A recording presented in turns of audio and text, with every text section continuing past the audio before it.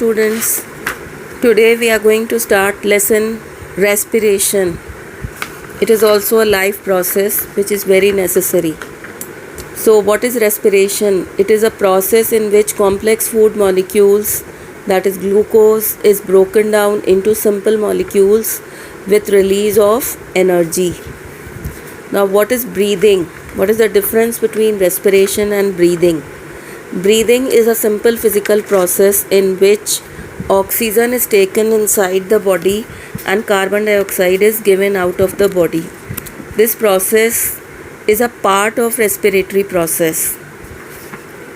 Now, what are the respiratory organs in various animals? In fishes and prawns, the organs are gills. Insects, they have tracheal tubes.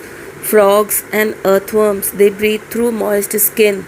Man, lizard, birds, etc., they have lungs for breathing or respiration. Rate of breathing.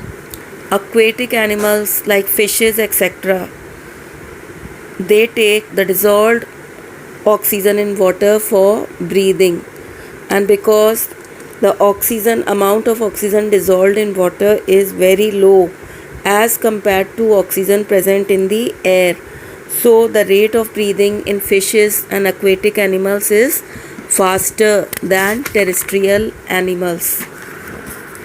Our next topic is pathways of glucose breakdown.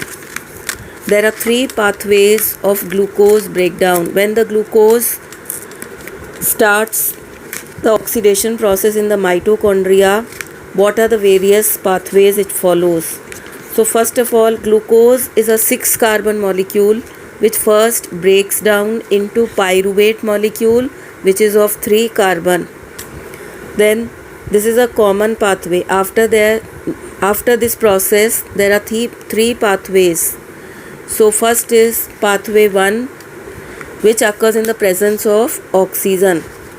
So when oxygen is available to pyruvate molecule, so it changes into carbon dioxide, water, and 38 ATP energy is produced. Large amount of energy is produced in this process, and this process is called aerobic respiration because it occurs in the presence of oxygen. Second pathway is deficiency of oxygen. When oxygen is present but not in sufficient amount, and this process takes place in our muscle cells. So when oxygen is present but the body requires large amount of oxygen because the body is doing a strenuous activity, needs large amount of energy. So the oxygen which the cells are getting, it is not in adequate amount. So there occurs deficiency of oxygen, and in this process an intermediate substance, lactic acid, is formed, which is a 3-carbon substance, and less amount of energy is produced. So this lactic acid gets accumulated inside our muscle cells and muscle cramps are formed, means the muscles start paining. So these are called muscle cramps. How can these muscle cramps be removed? They can be removed by massaging the affected part or by taking rest. Third pathway is in the absence of oxygen. When oxygen is not available, the pathway is called anaerobic respiration. This occurs in lower organisms, in yeast, bacteria, etc. So in this process, the end products are ethyl alcohol, which is a 2-carbon molecule, and carbon dioxide is formed. The energy which is produced in this process is equal to 2 ATP, means very less amount of energy is produced in anaerobic pathway because the lower organisms like yeast, bacteria, etc., they do not require large amount of energy for their life. So in their bodies, this anaerobic pathway is followed where 2 ATP are produced. Now, difference between aerobic and anaerobic respiration, this is asked. First point is aerobic respiration takes place in higher organisms, whereas anaerobic takes place in lower organisms. Second point is aerobic respiration occurs in presence of oxygen, whereas anaerobic in the absence of oxygen. Third, in aerobic respiration, complete oxidation of glucose takes place, whereas in anaerobic, incomplete oxidation occurs. In aerobic, the end products are carbon dioxide and water, whereas in anaerobic respiration, end products are ethyl alcohol and carbon dioxide. In aerobic respiration, one glucose molecule produces 38 ATP of energy, whereas in anaerobic, one glucose molecule produces only 2 ATP of energy. The examples of aerobic respiration are human beings, whereas anaerobic occurs in yeast and bacteria. Now, respiratory system in humans. Respiratory tract, the diagram is shown here. You can see nasal passage, then pharynx, then windpipe or trachea.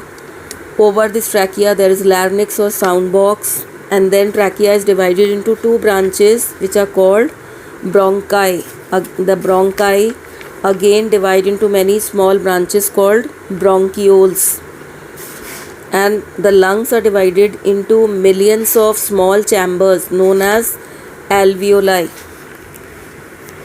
So respiratory tract consists of, first starting from nasal cavity. Our nasal cavity starts from nose. Nose has two openings which are called nostrils, and the nostrils open inside the nasal cavity. When the air reaches the nostrils, there are hair and mucus present inside the nostrils. They clean the air by trapping the dust particles, and they moisten the air, and the air gets warmed up to body temperature, then it is sent inside. Next is pharynx. It is the common passage for food and air both. Third is trachea or windpipe. Pharynx leads into a tube called trachea or windpipe, which is 4 to 5 inches long. The opening of windpipe is glottis, which is covered by epiglottis, a muscular flap-like structure when we eat the food, so that the food particles may not enter the windpipe or trachea. Trachea is also covered with number of cartilaginous rings over it, so that this windpipe or trachea may not collapse when there is no air in it. The trachea divides into two parts. Each part enters into each lung and is called a bronchus. Plural is bronchi. Then bronchi further divide into many branches known as bronchioles. Last part of respiratory system is lungs. Two bag-like structures present inside a thoracic cavity. They are delicate and covered by pleural membrane, which is a double membrane.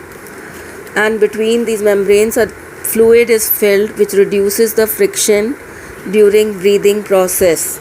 Lungs are divided into billions of chambers known as alveoli. Alveoli are covered by a network of blood capillaries, and in the alveoli only exchange of gases takes place. The blood capillaries which are present over alveoli, they take oxygen from alveoli and they give back carbon dioxide to it. An exchange of gases takes place through diffusion process. Breathing cycle. What is breathing cycle? One inhalation and one exhalation make one breathing cycle.